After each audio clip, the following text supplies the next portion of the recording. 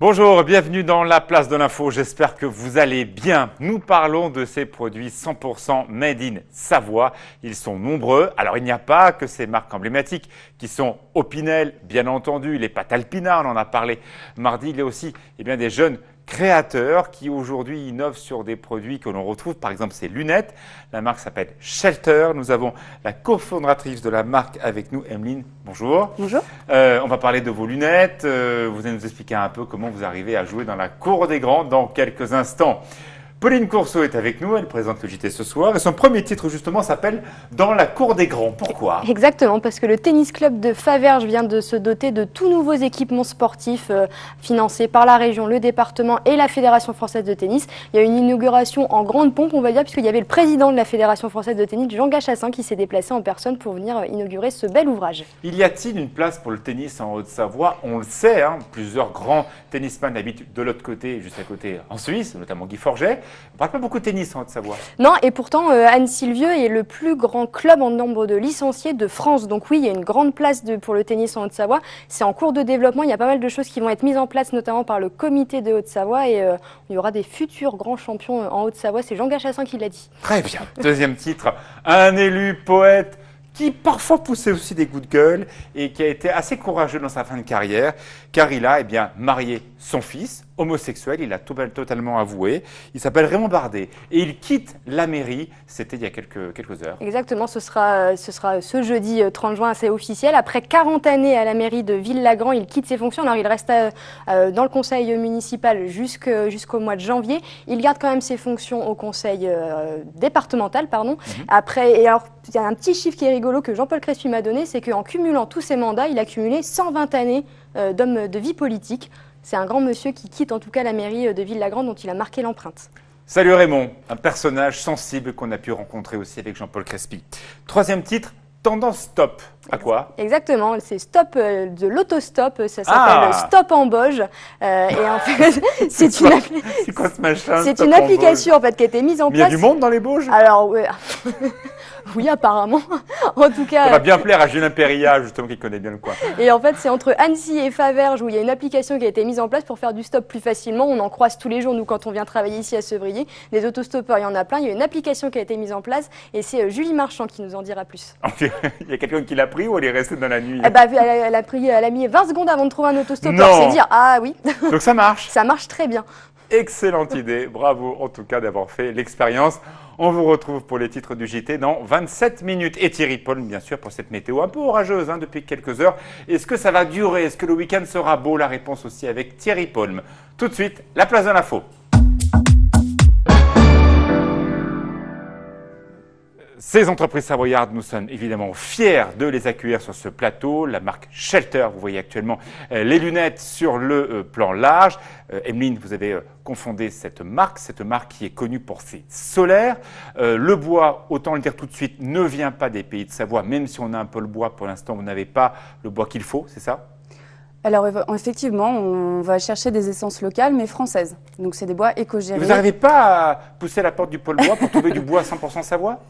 On pourrait, mais aujourd'hui c'est compliqué parce qu'il nous faut des calibres de bois bien particuliers qu'on ne trouve pas. Alors, on va faire un appel, pourquoi pas au pôle bois de Rumi, c'est un pôle de compétitivité et d'excellence. Essayez de voir s'il n'y a pas une possibilité avec Emeline. Ça serait top d'avoir des lunettes 100% made in Savoie. Et je vois à côté les verres, alors vous faites des solaires. Et il y a donc le lien avec la bouteille qui est là. Vous savez qu'on n'a pas le droit du tout de parler d'alcool sur un plateau, mais cette bouteille est là pour une raison très particulière. Oui, alors en fait, cette solaire est un petit peu particulière parce qu'elle a été faite dans un fût de chêne centenaire. Et c'est un vigneron de Touraine avec qui on a eu une super rencontre qui nous avait demandé de recycler son fût de chêne. Donc on avait fait un coffret à l'époque où il y avait 7 lunettes et la bouteille de vin vinifiée.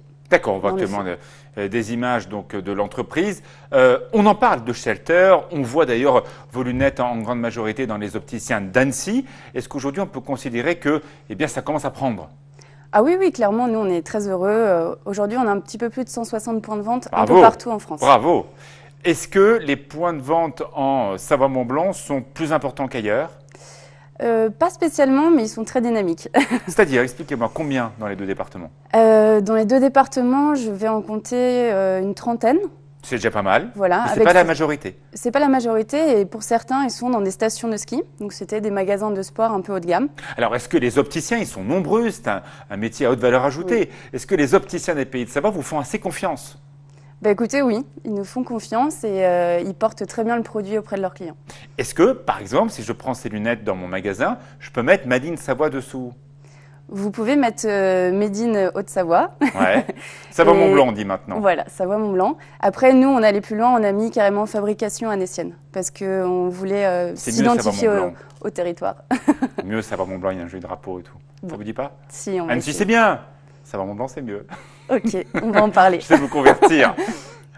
Quand on voit vos produits, c'est vrai que le grand marché, donc c'est aujourd'hui, c'est l'opticien. Mais on commence à voir arriver sur le territoire des opticiens mobiles. En clair, vous n'allez pas dans la boutique, ce sont des personnes qui viennent chez vous, ils vous font des tests de vue et puis ils vous conseillent sur les principales montures de marques très connues. Je vais en citer 3, Persol, Ray-Ban ou plein d'autres. Il en existe Gucci, ce que vous voulez.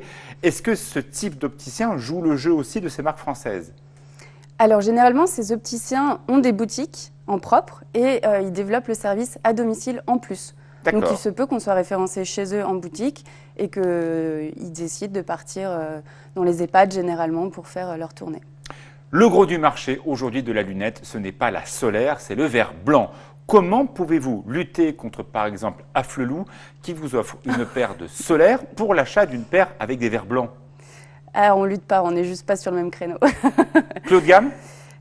Oui, nous, on est sur du premium, du créateur. On a une histoire derrière chaque produit. Et effectivement, aujourd'hui, c'est des solaires, mais ce n'est pas des solaires cheap qu'on achète à 10 €.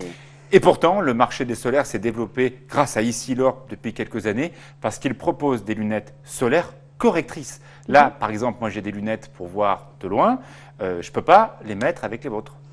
Alors aussi, vous pouvez. Nous, aujourd'hui, on a justement refait les plaquages des bois, qui sont désormais en 13 couches et qui permettent d'insérer des verres blancs. Alors, c'est encore pas une gamme 100% optique, mais c'est adaptable à la vue. Et on a des opticiens qui le font très très bien. Oui, mais ce n'est pas un produit intégré directement. Il faut faire la manip. Oui, il faut faire la manipulation. Qu'attendez-vous pour aller justement sur le marché du verre blanc? C'est aujourd'hui plus de 80% du marché de la lunette en France. Effectivement, et on le voit depuis très longtemps. Le seul hic, on va dire, c'est que le bois, c'est compliqué à travailler, à développer, et on prend le temps de bien développer les choses en amont pour ne pas avoir de problématiques derrière de SAV, de qualité. Bien sûr, nous sommes dans une zone de montagne où il y a beaucoup de réverbération, la lumière, les glaciers. Est-ce que vos verres permettent de faire de la montagne et donc d'être dans nos univers si beaux? Oui, tout à fait. On a vraiment fait le choix d'un fabricant verrier qui est dans le Jura, qui s'appelle Christian Dalloz, qui est très très bien positionné sur des verres haut de gamme, catégorie 3, donc vous pouvez aller montagne et mer. Et on a aussi des Pola, donc qui donnent une meilleure clarté dans les sports outdoor. C'est vrai que là, la différence, certaines grandes marques se sont fait connaître par leur qualité sur le verre blanc et parfois un passage à la solaire plus difficile. Vous, finalement, c'est le contraire. C'est vrai, on a commencé par la solaire, mais comme une grande marque aussi qui existe, Vuarnet. Et l'idée, c'est d'un jour aller sur le verre blanc et on pense que ce sera peut-être plus facile, on verra. En quoi le bois a-t-il de l'avenir pour vous? Alors, c'est un matériau noble, c'est analergène. Aujourd'hui, il y a des gens qui développent des allergies avec le plastique. Donc là, vous n'avez aucun problème de ce côté-là. Et puis, c'est une matière noble, elle revient dans le mobilier, dans le design, dans la déco. On sent qu'il y a un retour aux sources naturelles. Je la prends dans la main. La dernière petite question. Parfois, pour ajuster la lunette, il y a des petites plaquettes. Vous savez, si on a le nez un peu tordu comme le mien, pour essayer de rééquilibrer. Et là, on fait comment? C'est du bois. Mon nez tordu. Eh ben, si je les mets, elle n'est pas droite. Ah bah, elle vous va très bien. Ah, c'est gentil. Non, donc, en gros, il faut que je me fasse refaire le nez. Exactement. Merci bien. Je vous adore.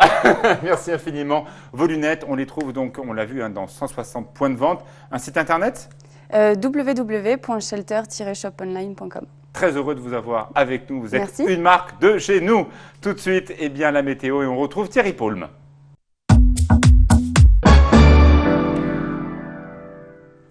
La météo avec Thierry Paulme qui nous a rejoint, juste à côté d'Indiana Jones qui nous a rejoint.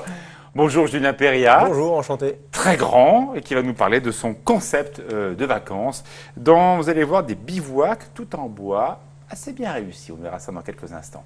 Thierry Paulme, la météo, il fait un peu moins beau là depuis quelques heures.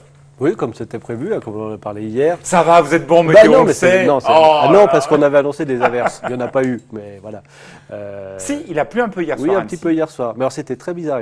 Autant il a plu, par exemple, sur Chamonix, il a pas mal plu, avec de bons orages. Mais par exemple, vous allez du côté d'Annecy, ça n'a pas fait grand-chose. C'est plutôt sur l'est. Oui, tout à fait, même dans le bassin genevois. Il y avait de la grêle ce matin. On m'annonce de la grêle à la Tania, à Courchevel. Il a grêlé ce matin. Oui, tout à fait. On a gardé cette instabilité au tout début de journée, au lever du jour et puis en début de matinée. Et puis ensuite, ça s'est un peu stabilisé. Donc du coup, les averses, elles ont disparu. D'accord. Alors la météo pour ces prochaines heures, cette fin de semaine. Alors cette fin de semaine, c'est nettement mieux. Demain, c'est le retour du soleil, plein soleil pour la journée. Il faudra en grande profiter. Chaleur vendredi. Grande chaleur, jusqu'à 30-31 degrés au cœur des villes pour cette journée de vendredi. Il faudra en profiter parce que malheureusement, samedi, on attend à nouveau une dégradation orageuse pour l'après-midi. Donc avec de nouveaux orages qui devraient nous intéresser, donc baisse de la température à nouveau. Mais ce sera provisoire puisqu'à partir de dimanche et pour tout le début de semaine prochaine, il devrait faire beau et chaud. Beau toute la semaine ? Non, on attend en milieu de semaine prochaine à nouveau une dégradation orageuse. Elle était quand même plutôt timide là, les dernières heures, ça passait. Oui, mais même celle de samedi ne sera pas très marquée, mais enfin elle sera là suffisamment pour un peu nous gâcher la journée, quoi. Mon cher Thierry Paulme, je ne vous verrai pas demain, je vais vous poser une question hier déjà. Est-ce qu'on a un risque de canicule ou pas dans les prochaines semaines? On voit bien les sols sont quand même gorgés d'eau, la nuit fait quand même frais, on l'a vu hier et avant-hier. Bon, vous savez qu'il a fait quand même beaucoup plus chaud la journée, mais quand même la température descend bien en fin de nuit. Oui, tout à fait. Alors après, est-ce qu'il y aura la canicule? Honnêtement, je ne peux pas vous répondre. On ne sait pas pour l'instant. Aucune idée. D'accord. Ça reste plutôt beau, chaud pour le début juillet? Ça reste un peu comme maintenant, avec des périodes de beau. Il y a tous ces festivals qui vont commencer, il y a Musilac, il y a le Tour de France. Vous arrêtez où pour l'instant là dans les prévisions? On s'arrête on va être sûr. En gros, on va une quinzaine de jours, donc on s'arrête vers le 14-15 juillet. Alors, mais j'ai pas, honnêtement, si vous m'auriez posé la question, j'aurais jeté un coup d'œil un peu plus avant. Bon, lundi, on le fera lundi. Mais là, honnêtement, le temps du 14 juillet prévu par Thierry Paulme, ça sera lundi. Ne manquez pas, on sera encore là à la place de l'info toute la semaine prochaine. Et les prévisions, bien sûr, de Thierry qu'on retrouve sur notre site internet 8montblanc.fr. Merci beaucoup Thierry. Merci. On va découvrir ces lodges dans quelques instants avec Julien. Auparavant, donc, un coup de programme à voir sur 8 Mont-Blanc. Solidarité, Fanette de Buisson est allée visiter la Cinémathèque des Pays de Savoie. On regarde. Un catalogue de 8000 titres, 1000 heures de films de tout format déjà numérisés, plus de 300 fiches films et 100 heures de consultation. La Cinémathèque des Pays de Savoie et de l'Ain collecte, conserve et valorise la mémoire audiovisuelle en région Rhône-Alpes. Ces images archivées constituent des témoignages uniques sur l'histoire socio-culturelle des Alpes. Et les sauvegarder, c'est transmettre la mémoire collective régionale, une véritable mémoire à partager. On collecte quand même que des films originaux. Chaque bobine est un original, et il n'y en a pas d'autres. Nous, en fait, ce qui nous intéresse ici, parce que nos collections, c'est beaucoup les films amateurs. La Cinémathèque des Pays de Savoie dans Solidarité, peut-être dans quelques années, on verra donc des autochtones du coin qui ont passé des vacances dans des écologes, éco-bivouacs, en l'occurrence Julien. C'est vrai que quand on voit ces images d'archives, on se dit peut-être ça sera nous dedans. Peut-être, de toute manière, c'est les tendances du tourisme à revenir vers des séjours beaucoup plus simples, beaucoup plus authentiques, à retrouver des valeurs finalement qu'on a peut-être perdues depuis quelques années. Et c'est vrai que la clientèle touristique maintenant recherche de plus en plus d'authenticité. Julien Péria, vous avez 35 ans, vous êtes de la vallée de Thônes, votre nom explique tout ça. Vous êtes un passionné de nature, de montagne, moniteur également de ski de fond. Donc voilà, vous connaissez particulièrement bien cette immersion en pleine nature. C'est vrai que de la faire dans des matériaux en plastoc, il manque un truc.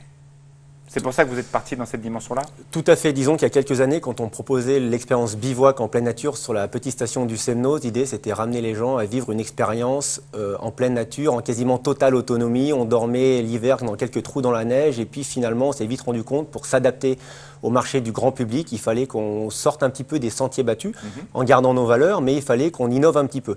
Donc en 2011, en fait, on a créé le projet Éco-Bivouac, l'Éco-Bivouac Village d'Igloo, où on voulait absolument à l'intérieur de cet Éco-Bivouac créer des structures à ossature bois, totalement recyclable, autonome en énergie, qui puisse être développé et fabriqué dans nos pays de Savoie, en partenariat avec les institutions. Évidemment, ça m'intéresse beaucoup. Vous êtes le bon plan Savoie-Mont-Blanc. On va voir combien ça coûte de passer un séjour avec vous. On a parlé à l'instant tout à l'heure avec Émiline de cette chance, de ce pôle bois à Rumilly. Est-ce que vous travaillez avec ce bois savoyard? Alors, je ne travaille pas avec le bois savoyard, mais je travaille avec un fabricant qui est au Savoyard, qui est à Rumilly, qui nous fait toutes les charpentes à ossature bois. Donc ça, c'est plutôt une bonne nouvelle. Mais maintenant, c'est vrai que c'est plus compliqué pour nous, finalement, de se servir en bois Pays de Savoie que malheureusement, et c'est dramatique de dire ça, de prendre du bois qui vient d'étranger. C'est une problématique de coût aujourd'hui, et le coût peut monter à plus de 20%. En tout cas, nous, ça ne vaut pas le coup, justement, de proposer un peu plus cher? Vous êtes vraiment si limite que ça sur vos budgets? Nous, déjà, c'est vrai qu'on est sur un produit, on n'est pas là pour vendre une tente, mais en tout cas, le produit qu'on fabrique est déjà sur un coût de production qui est assez élevé, sur un marché qui est déjà très ouvert, donc on ne peut pas se permettre d'augmenter encore le prix. Et ce qui est malheureux, parce que étant annécien au Savoyard et amoureux de mon territoire, j'aimerais tellement faire du 100% local. On y arrive, on va dire, sur les fabricants, mais les matériaux ne sont pas encore totalement... Vous prenez quoi comme essence pour faire les charpentes? On est sur du mélèze. Du mélèze, il y en a plein partout. Ouais, il y en a Allez, plein partout. peut-être qu'on y croit. J'aurais bien de l'épicéa chez nous aussi. On a la chance d'avoir ce pôle bois, peut-être qu'on va trouver des solutions. L'épicéa des Bauges. Bah ouais, tiens, bien, pourquoi pas. Julien, on parle de ce concept vivre la nature. Vous avez développé donc ce principe donc d'abord dans les Bauges, après dans les stations prestigieuses de Courchevel, et on vous a vu il y a quelque temps au pied de la mer de glace. C'était une tentative, voilà, clairement là en pleine montagne, pour montrer quoi, pour illustrer quoi? Alors, l'idée du concept Éco-Bivouac Village d'Igloo, c'est ramener les gens à vivre la nature avec beaucoup de simplicité et d'authenticité. L'idée, c'est qu'on veut ramener les valeurs humaines dans un séjour touristique et on ne veut pas vendre une simple chambre. Finalement, on veut vendre une expérience. Et l'expérience client doit respecter quelques points obligatoires, disons d'avoir un cadre inédit, dormir au-dessus de la mer de glace, dormir au-dessus de la d'Annecy, dormir dans des stations. Vous fixez déjà le cadre, donc un endroit exceptionnel, 100% nature. Vous n'allez pas n'importe où. Exactement, c'est ça. Et ensuite, on essaye de scénariser l'ensemble de la prestation. C'est-à-dire que quand les clients viennent chez nous, ce n'est pas un simple séjour touristique. Vous arrivez, il y a un accueil chaleureux avec le sourire. Et ensuite, par exemple, l'hiver, vous partez en raquette au milieu de la forêt. Il a tout compris, Julien. Je vous assure, on parle tellement d'expérimentation touristique actuellement, d'expérience sensitive, c'est ce que vous faites. Tout à fait. Ouais, qu'est-ce qu'ils mangent? Je vais vous coincer un moment ou un autre. Alors qu'est-ce qu'ils mangent? Déjà, ce qu'on essaie de les faire manger, c'est ce que nous, on aime manger et ce qu'on aime manger dans notre territoire. On essaye de faire en sorte que toute la partie restauration, déjà, soit locale et faite par un restaurateur de notre station. C'est important. Alors, qu'est-ce qu'on mange? Actuellement, qu'est-ce qu'on mange? C'est un buffet de crudités, c'est des barbecues géants, c'est un dessert maison. L'hiver, c'est des tartiflettes géantes. On est sur des creusets d'eau, on est sur des marmites de dio. On essaye d'avoir ce côté terroir. On ne veut pas proposer de la restauration haut de gamme, mais plutôt de la restauration plutôt simple. Mais avec pourtant, tout ça intéresse les hipsters. Ceux qui peuvent acheter les lunettes Shelter qu'on a vu tout à l'heure, ce sont des gens qui ont un pouvoir d'achat, qui ne sont pas contre le luxe nature. Tout à fait. En fait, on est sur une clientèle qui a un pouvoir d'achat et qui recherche un service. On pense que nous, le prix n'est plus un problème pour notre clientèle du moment qu'on propose un service de qualité derrière. Shelter, je pense qu'elle a la même démarche que nous. C'est des gens qu'on connaît très bien, chez qui on porte déjà leurs lunettes. Parce qu'on est très fiers aussi de pouvoir jouer local. Travailler. Voilà, exactement. Nous, on essaie d'optimiser au plus les circuits courts, les partenariats un petit peu locaux. On se force à ça. Mais en tout cas, voilà, on pense que cette clientèle recherche ça. Ils veulent du simple, du bon et de l'authentique. Qui sont vos clients? Des touristes venus de loin ou est-ce que les Savoyards vous plébiscitent? Alors bien sûr, on a une clientèle de proximité. On va dire Savoie-Haute-Savoie, qui est notre cœur de clientèle, le pays genevois, mais aussi on a toute cette clientèle hors Rhône-Alpes et qui descendent de Paris pour venir nous voir ou qui montent encore de Marseille. Est-ce que les Savoyards vous préconisent auprès de ces clientèles? Bien sûr. Alors nous, on a une petite anecdote. Il faut savoir qu'on est des passionnés de montagne, on est des amoureux de notre métier. Et en fait, on n'a jamais fait de publicité de notre projet Éco-Bivouac. On a toujours marché au bouche à oreille, on a toujours marché grâce à notre réputation ou un petit peu grâce aux réseaux sociaux.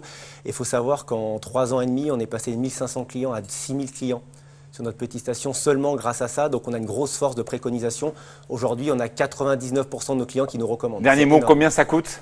Il faut savoir qu'aujourd'hui, dormir chez nous dans une prestation complète pour moins de 100 €. C'est-à-dire accueil, verre de bienvenue, apéritif, repas, nuit, petit déjeuner et une expérience offerte qui peut être une visite dans les alpages, une découverte de VTT, une balade champêtre. Pour moins de 100 €, vous faites l'expérience chez nous. Ah mais c'est pas cher du tout. Voilà. On essaye de rendre cette expérience accessible au grand public. Votre site? Voilà, c'est alp-bivouac.com et on sera ravis de retrouver tout le monde là-haut. S'il fait un petit peu chaud, peut-être que les gens viendront nous voir. Mais il a dit Thierry Pomme, il va faire beau. Thierry, amène-nous le soleil parce que finalement, en ce moment, c'est pas évident. Mais on le retrouve Thierry pour la météo. Merci à vous.